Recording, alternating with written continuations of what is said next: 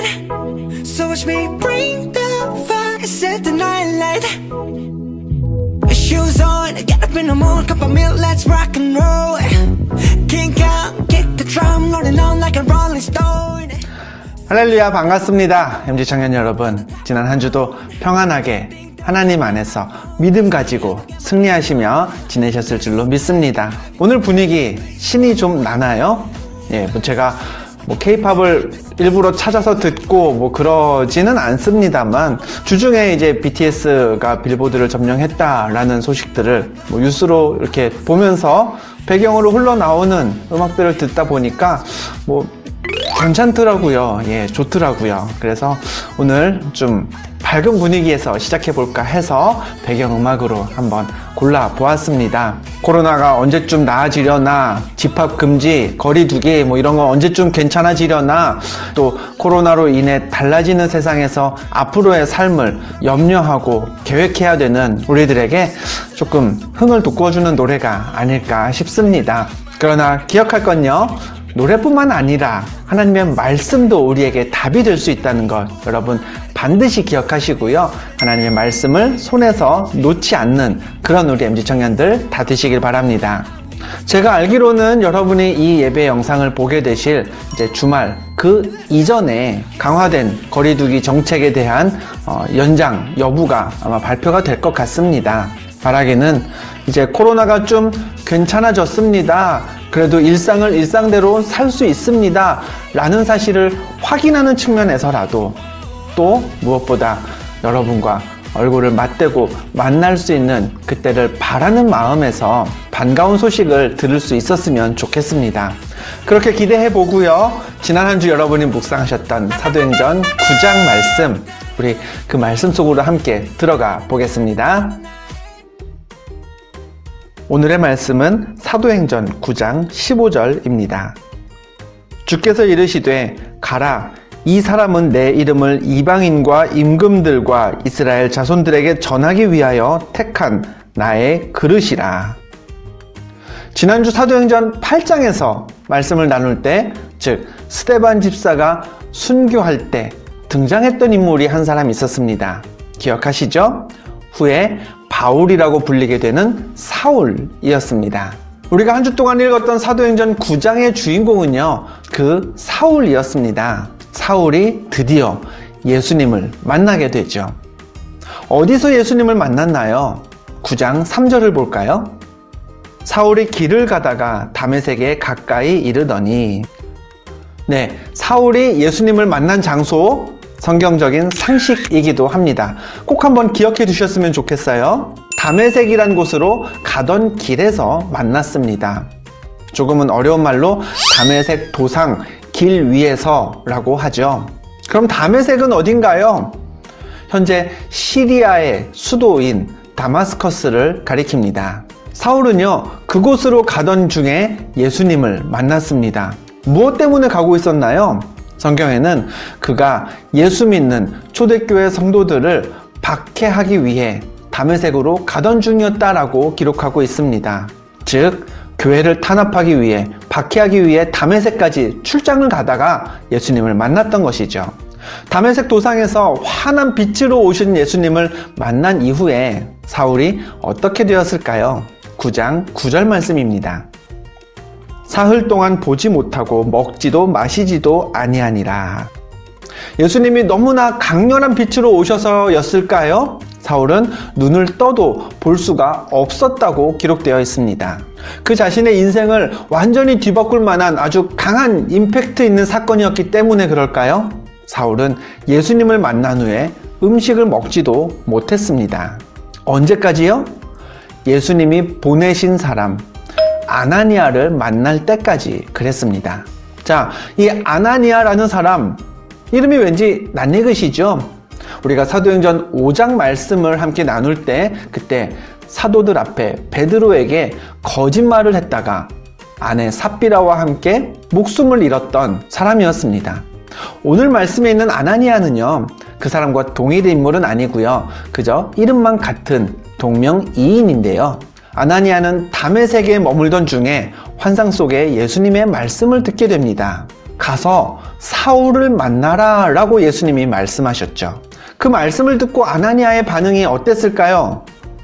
주여, 이 사람에 대하여 내가 여러 사람에게 듣사온즉 그가 예루살렘에서 주의 성도에게 적지 않은 해를 끼쳤다 하더니. 사울은요, 이미 유명한 인물이었습니다. 무엇으로요? 교회와 성도를 박해하는 일에 앞장서는 역할로 그랬던 것이죠. 아나니아도요, 그런 사울에 대해서 듣고 잘 알고 있었습니다. 그런데 예수님이 그런 사울을 만나러 가라 라고 하셨으니 이건 아나니아에겐 목숨을 내놓아야 가능한 일이었습니다. 그 자신도 스데반 집사처럼 순교하게 될 수도 있는 일이었기 때문이죠.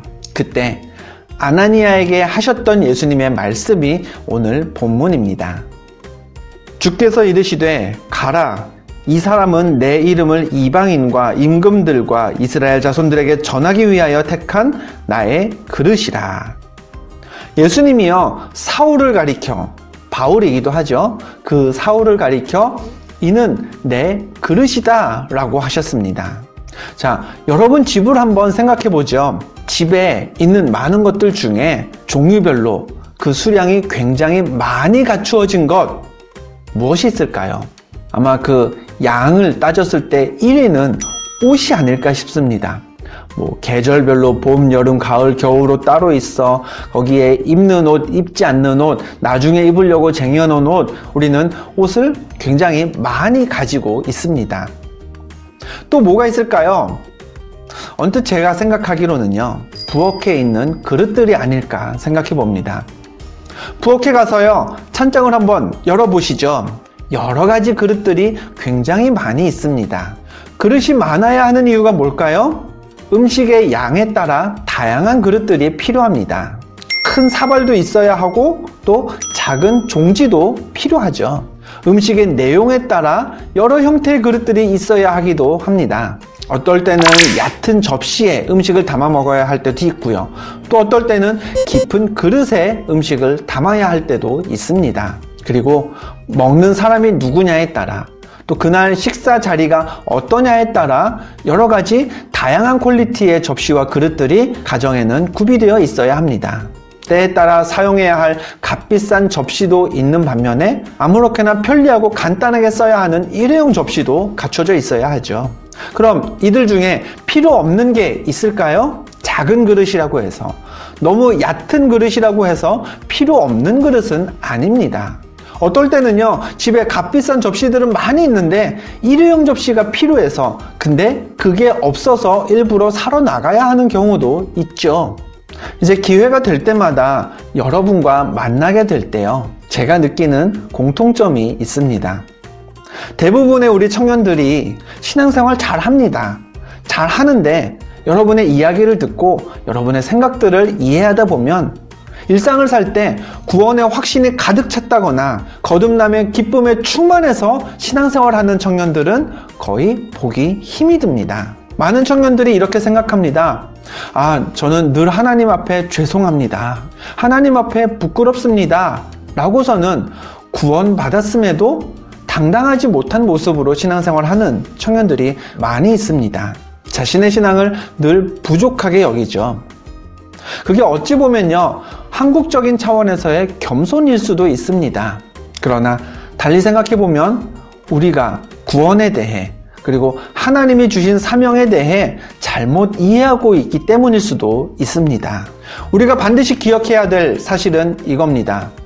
우리는요, 우리가 과거에 어떤 삶을 살았건, 얼마나 하나님 앞에 부족하건, 하나님은 이미 예수 그리스도를 통해 우리를 구원하시기 위한 완벽한 계획을 세팅하셨고 그 계획을 실행하셨다는 사실입니다.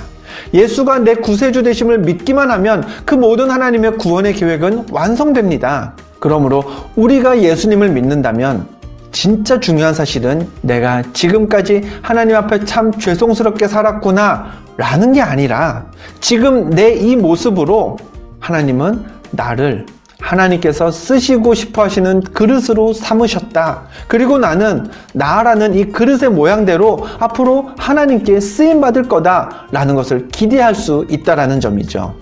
우리 MG 공동체가 부엌에 있는 하나의 큰 찬장이라고 생각해 보겠습니다. 그러면 그 찬장 안에는요, 100이면 100, 서로 다 다른 그릇들이 가득 차 있습니다. 바로 여러분이죠.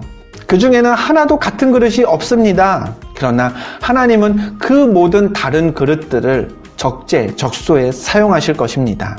아나니아만 필요한 그릇일까요? 사울만, 바울만 하나님께 필요한 그릇이었을까요? 아닙니다. 둘 다 필요한 때에 필요한 음식을 담기 위해 사용되었던 하나님의 귀하고 소중한 그릇이었습니다. 여러분 한 사람이 하나님께 쓰임받을 그릇인데, 그래서 하나님의 찬장 안에 예비되어 있는 소중한 그릇인데, 그릇인 내 모양이 마음에 안 들어서 불평하거나 신앙의 자존감이 낮아지지 않았으면 좋겠습니다. 사실 그릇은요, 자기의 모양을 비판하고 불평할 권한이 없습니다. 그건 그릇 만든 사람이, 그릇을 구입한 사람이 필요하기 때문에 만들었고 구입을 한 겁니다. 그 그릇을 어떤 모양으로 만드느냐, 그 그릇을 어떻게 쓰느냐는 그릇의 주인이 감당해야 할 역할인 거죠. 하나님의 그릇인 우리는 주어진 음식만 잘 담고 있으면 됩니다. 내게 어떤 사명이 주어지든 일할 준비가 다 되어 있는 그릇들이 우리 MG가 되었으면 좋겠습니다. 여러분이 어떤 모양, 어떤 크기, 어떤 용도의 그릇이든지 간에 하나님께서 여러분을 쓰실 때에, 여러분을 쓰시려고 찬장에서 여러분을 싹 꺼내실 때에 내용물 흘려보내지 말고, 넘쳐보내지 말고 여러분을 택하신 하나님의 뜻에 따라 귀하게 쓰임받는 우리 MG 청년들 모두가 되었으면 좋겠습니다. 나의 모습이, 나의 성격이, 나의 환경이 지금 내 마음에는 안 들지라도 하나님께서 그 모습 그대로 나를 쓰시려고 준비하고 계시니 당당하게 세상 앞에서, 또 하나님 앞에서 구원받은 확신을 가지고 힘차게 일상을 살아가며 또 신앙생활 할 수 있는 그런 우리 MG 청년들 모두가 되시기를 주님의 이름으로 간절히 축원드립니다. 자, 오늘은 이제 지난주에 제가 90도 머리 숙여 인사를 했기 때문에 여러분에게 꼭 영상 신방을 제공해 드리려고 지금도 계속 열심히 편집 중입니다. 함께 우리 너플 영상 신방 감상해 보시죠.